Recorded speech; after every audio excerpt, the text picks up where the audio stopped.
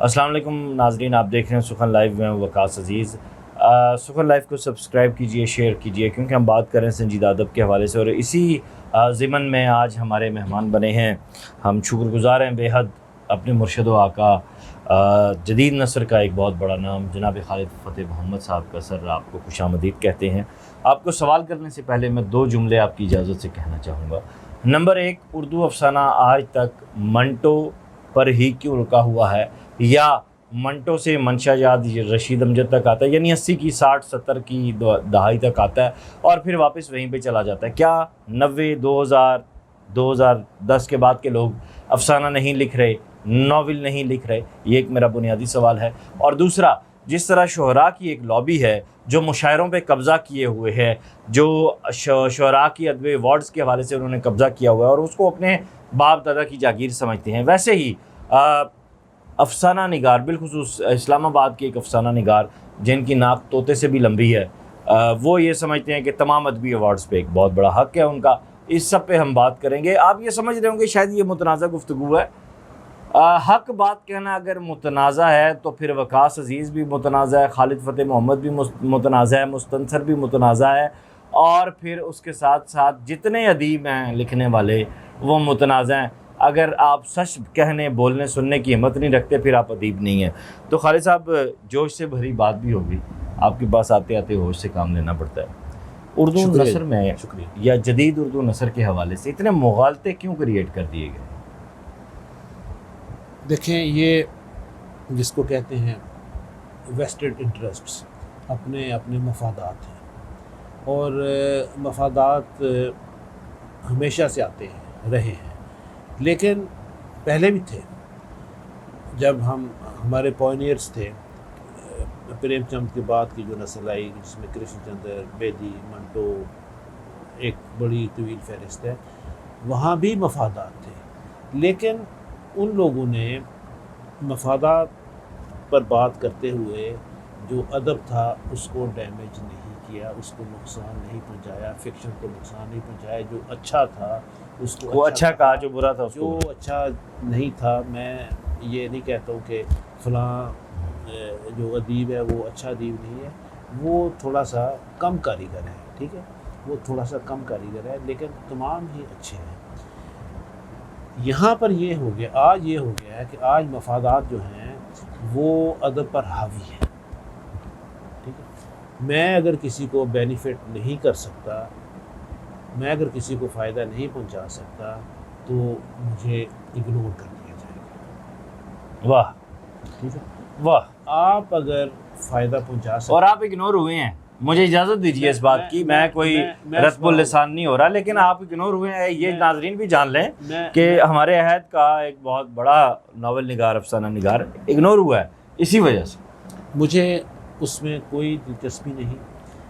مجھے، اگر میں آپ کو، سب لوگ سن رہے ہیں، میں کسی ایوارڈ کے لیے نہیں لکھ رہا، میں نے صرف ایک دفعہ کتاب اپنی بھیجی تھی انعام کے لیے، شہر مدفون، اور مجھے ایک جج تھے، انہوں نے بتایا کہ مجھے وہ ناول اتنا پسند آیا کہ میں نے اس کو اتنے نمبر دیے کہ اس کو نمبر 2 پر کوئی رکھ ہی نہیں سکتا تھا، لیکن پھر بھی رکھا گیا۔ اس کے بعد سے آج تک میں نے کوئی کتاب کہیں نہیں بھیجی، وہ بھی میں نے نہیں بھیجی تھی میرے پبلشر نے۔ یہ ایک بڑے ادیب ہونے کی نشانی ہے۔ میں کسی اگر کل کلام مجھے سرکار بھی کوئی کرے، شاید میں وہ انکار کرتا ہوں۔ یہ جو انعامات ہوتے ہیں، میں اپنے ایک میرے اندر کی جو آواز ہے، میں یہ کہا کرتا ہوں کہ میں معاشرے کو ری پے کر رہا ہوں۔ واہ، ٹھیک ہے، مجھے جو معاشرے نے سکھایا، جو مجھے سوسائٹی نے سکھایا، جو شاعر نے کہا، جو مجھے دیا گیا سوسائٹی کی طرف سے، اچھا دیا گیا، برا دیا گیا، بہتر دیا گیا، کمتر دیا گیا، جو بھی دیا گیا، میں وہ واپس کر رہا ہوں۔ واہ، بہت بڑی بات، بہت بڑی بات۔ میں وہ واپس کر رہا ہوں، ادھار سمجھ کر واپس کر رہا ہوں، اور لیکن سر کیا وجہ ہے اس میں میرا کوئی مفاد شامل ہے۔ لیکن سر کیا وجہ ہے تمام کانفرنسز پہ اور پبلشرز پہ اور ادبی ایوارڈز پہ یہ 3 ہی کارنر بچتے ہیں، ان تینوں پہ چند مخصوص پروفیسرز، پروفیسر ڈاکٹرز، مخصوص افسانہ نگار، مخصوص عہدیدار، وہی مسلط ہیں، کچے ترین تحریریں مطلب ان کو اٹھایا جا رہا ہے۔ بات یہ ہے، میں ایک بڑا غیر ادبی اور ایک ان پارلیمنٹری لفظ استعمال کر رہا ہوں، ضرور، بسم اللہ۔ آپ نے اگر اس کو اگر نہیں آپ کی ہر بات سر آنکھوں میں، آپ پلیز آگے چلیں۔ اور سر آپ کی بات کاٹ رہا ہوں، سر آنکھوں سے مراد یہ نہیں ہے دیکھنے والے اگر جن کی، سر معذرت ایک اجازت ہے، تھوڑا سا جذباتی ہونے کی بھی اجازت ہے، اگر دیکھنے والے یہ بات سمجھ رہے ہیں کہ ہم خالد صاحب کے ساتھ بیٹھ کر اس طرح کر رہے ہیں، تو جن کو مسئلے کا سامنا ہے، جو ہماری اس گفتگو سے اختلاف کرتے ہیں، ان کو دعوت ہے وہ اسٹوڈیو میں آئیں ہمارے ساتھ، یہاں ہمیں بتائیں کہاں آنا ہے، ہم ان کے ساتھ بات کریں گے۔ ہم یک طرفہ موقف کبھی نہیں چلاتے، لیکن آپ لوگوں کی جانب سے زیادتیاں اتنی بڑھ گئی ہیں کہ ہمیں بات کرنا پڑ رہی ہے۔ جی سر، بسم اللہ۔ دیکھیں، پہلے بھی بات ہوئی تھی، ناول پر ایک سیمینار ہو رہا ہے، اب وہ پارلیمنٹری جو غیر پارلیمانی لفظ تھا سر، ہاں جی میں وہ کرتا ہوں، ٹھیک ہے۔ یہ لوگ جو جتنی خسیہ برداری کرے گا، اچھا یہ کوئی غیر پارلیمانی نہیں ہے سر، کیونکہ یہ خود ویسے ہی ہیں، جو جتنی خسیہ برداری کرے گا وہ اتنا ہی بڑا ادیب ہوگا، وہ اس کو اتنی ہی کانفرنسز میں بلایا جائے گا، ٹھیک ہے۔ ابھی میں نے ان کو بھی بتایا تھا کہ ناول پر گفتگو ہو رہی ہے، اور ایک ناول جس نے لکھا ہے وہ ایک کلیدی خطبہ دے گا، ٹھیک ہے۔ ہم جیسے جو لوگ ہیں جنہوں نے ناولوں میں ڈھیر لکھے ہیں، ان کا ذکر نہیں ہے، مطلب مجھے عمر دے دی ہے جنہوں نے نصر، مجھے کوئی شکایت نہیں ہے۔ وہ کہتے ہیں کہ ہر آدمی کی جو عقل ہے اس کی سوچ کے مطابق ہے، مجھے کوئی شکایت نہیں ہے، یا تو میں پھر لکھنا بند کر دوں، نہیں، میں نے لکھنا بند نہیں کرنا ہے، لیکن میں خسیہ برداری نہیں کرتا۔ میں نے آج تک کسی کو نہیں کہا کہ میری کتاب پر مضمون لکھو۔ اتنے مجھ پر ایم فلز ہوئے ہیں، اور جتنے بھی وہ اسٹوڈنٹس ہیں مجھے کہتے ہیں کہ سر آپ پر جو مضمون لکھے ہمیں ان کے حوالے سے، میں کہتا ہوں بھائی مجھ پر تو لکھا ہی نہیں گیا۔ وہ پھر کہتے ہیں کیوں نہیں لکھا گیا؟ میں نے کسی کو ریکویسٹ ہی نہیں کی، مجھے ضرورت ہی نہیں ریکویسٹ کی، میں لکھتا ہوں۔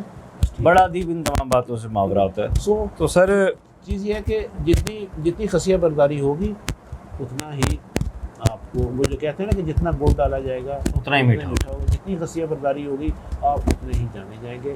یہ لوگ جب آپ ان کو بلاتے ہیں یہ کہیں گے کہ اس کے فکشن میں یہ خرابی، یہ خرابی، یہ خرابی، یہ خرابی۔ اچھا، ابھی زیادہ تر جو نقاد ہیں وہ یا تو افسانہ لکھتے ہیں یا شاعری کرتے ہیں۔ ابھی آج جو افسانہ آیا وہ اس کو ہم کہیں گے پوسٹ ماڈرن افسانہ۔ کیا پاکستان میں ماڈرنزم کی تحریک موجود تھی، یا ہمارا معاشرہ سر ماڈرنزم سے لگا کھاتا ہے؟ نہیں، یہ نہیں بات ہے۔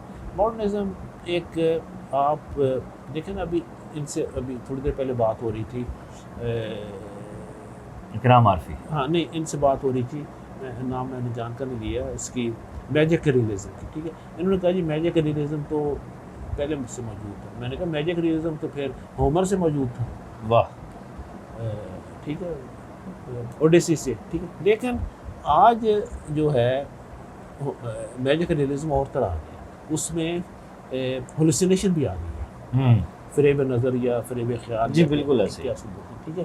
سو یہ چیزیں آج کے افسانے میں ہیں، اور اس کی میں آپ کو بہت ساری مثالیں دے سکتا ہوں۔ نہیں بالکل ٹھیک ہے، لیکن ابھی میں آپ کو بتاتا ہوں، نوجوان افسانہ نگار کیا لکھ رہے ہیں، نیا افسانہ لکھ رہے ہیں، بالکل اگنور کیوں ہے سر؟ وہ رسالے میں نہیں چھاپتے ہوں، کیونکہ کہہ دیا گیا ہے کہ آخری افسانہ نگار رشید امجد یا ان کے آگے کے لوگ یا منشا یاد یا ان کے آگے کے لوگ تھے۔ میں اس میں کوئی نیگیٹو، منشا صاحب میرے بہت معتبر ہیں، میرے بھی معتبر ہیں۔ میں نے ایک مضمون لکھا تھا، وہ قاسم یعقوب نے اپنے رسالے میں نکات میں چھاپا بھی۔ میں نے کہا تھا کہ یہ پریم چند سے نکات شروع ہوتا ہے اور منشا یاد پر آ کر وہ خوف زدہ ہو جاتا ہے، واہ، کہ اس کے بعد کیا کروں، وہ پھر پریم چند پر چلے جاتا ہے، ٹھیک ہے۔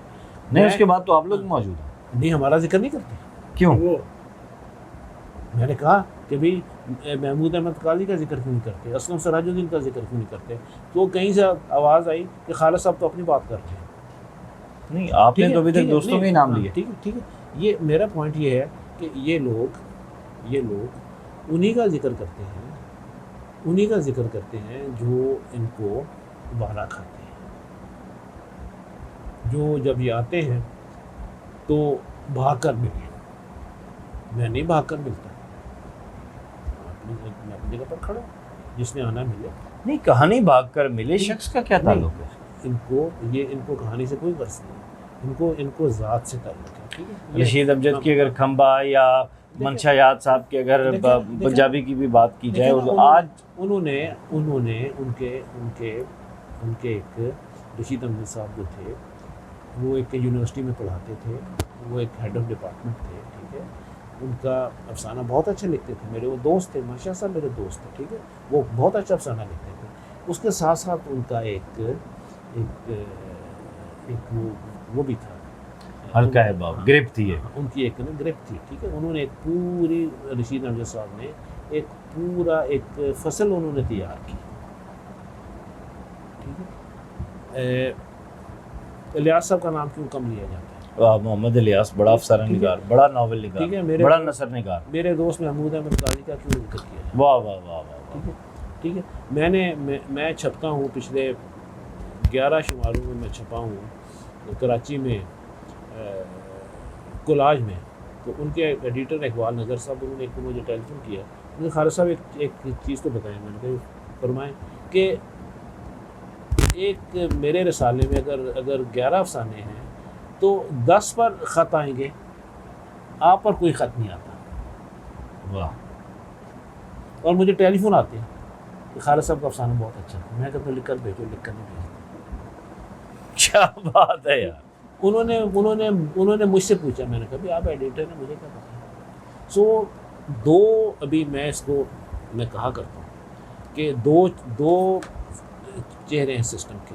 ایک آپ کو نظر نہیں آ رہا, جو آپ کو نظر نہیں آ رہا, وہ جو چہرہ نظر آ رہا ہے اس کو کہتا ہے کہ اس کو اگنور کرو, اس کو پروموٹ کرو. درست بات ہے.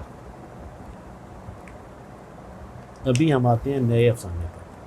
نیا افسانہ کون کون لکھ رہا ہے سر؟ پوسٹ ماڈرنسٹ جو افسانہ ہے اس میں 4-5 لوگ ہیں.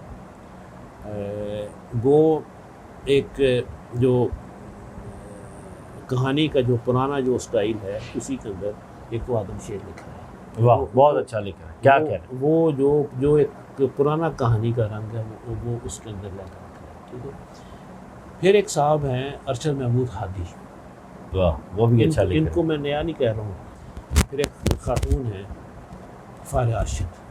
ٹھیک ہے. ان کے افسانے بڑے ہی بولڈ سے مراد کہ وہ معاشرے کی وہ چیزیں سامنے لاتی ہیں جو آدمی بھی نہیں لا رہے,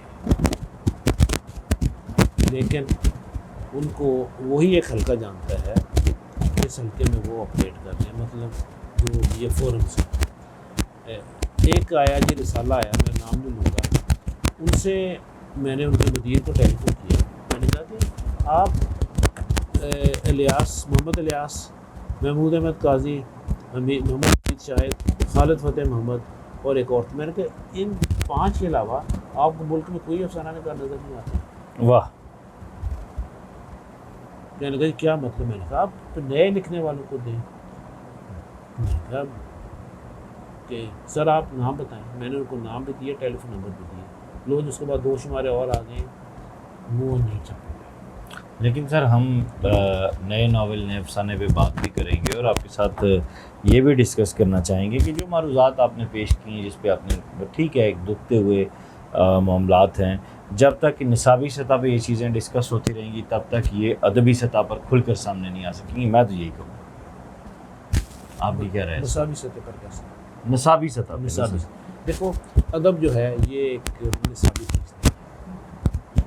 نصابی چیز میں ہمارا جو نقاد ہے وہ 99% وہ وابستہ ہے نصاب کے ساتھ. نصاب میں آپ نمبر دیتے ہیں, آپ سوال پوچھتے ہیں کہ محمد, کوئی بھی آپ نے سوال پوچھا, ٹھیک ہے, اور وہ جو طالب علم ہے وہ جواب دیتا ہے, وہ آپ اس کو 5 میں سے 2.5 نمبر دیتے ہیں, 2 نمبر دیتے ہیں, 1 نمبر دیتے ہیں. یہ بھی اسی ہی طرح انہوں نے ایک پیٹرن طے کیا ہوا ہے, یہ اس مطابق نمبر دیتے ہیں. ادب نمبروں سے بھرا ہے, یہ نمبروں سے اوپر. میں آپ ادب کو ایک سماجی اس میں دیکھتے ہیں، آپ ایک اس کو کہانی کا اس میں دیکھتے ہیں. اسی طرح سر اگر آپ ہمیں وقت دیتے رہیں گے تو رہنمائی ہوتی رہے گی ہماری، ہم آگے بڑھتے رہیں گے. جاتے جاتے میں صرف یہی کہنا چاہوں گا، میرا تو یہ تھیسیز ہے کہ اس پہ پھر سر سے بھی اور باقی سینئر سے بھی یہ بھی ابھی بات ساری مکمل نہیں ہوئی، میں آپ کو ایک انٹرویو مجھے اور کرنا پڑا. نہیں بالکل کریں گے، ایک نہیں کئی انٹرویو کریں گے سر.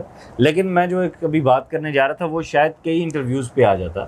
وہ یہ کہ میں نہیں سمجھتا کہ پاکستان میں ماڈرنزم یا پوسٹ ماڈرنزم کا زمانہ ابھی سماجی سطح پہ آیا ہے. اگر کوئی لکھ رہا ہے تو وہ پھر سماج سے کٹ کے لکھ رہا ہے اور آرٹیفیشلی لکھ رہا ہے. اور ادیب آرٹیفیشل نہیں ہوتا، وہ ماڈرن پوسٹ ماڈرنزم روایت دونوں کی بہن وہ اپنی آنکھ سے جو دیکھتا ہے وہ لکھتا ہے. سو جو وہ لکھتا ہے وہی فن ہے. خالد فتح محمد جو دیکھتے ہیں وہی لکھتے ہیں، اسی لیے یہ بڑے فنکار ہیں، بڑے نثر نگار ہیں، بڑے ناول نگار ہیں اور بڑے ناول نگار ہیں اور اہم ترین نثاروں میں سے ہیں. آپ کی صحبت ہمیشہ مجھ جیسے مبتدی اور میرے ساتھ جو جڑے دوست ہیں ان کے لیے باعث راحت ہوتی ہے. اس انٹرویو نے یقیناً بہت سے سوال پیدا کیے ہیں. اگر آپ کے ذہن میں بھی سوال آتا ہے تو ضرور کیجیے گا، لا یعنی تنقید سے گریز کیجیے گا. خدا حافظ.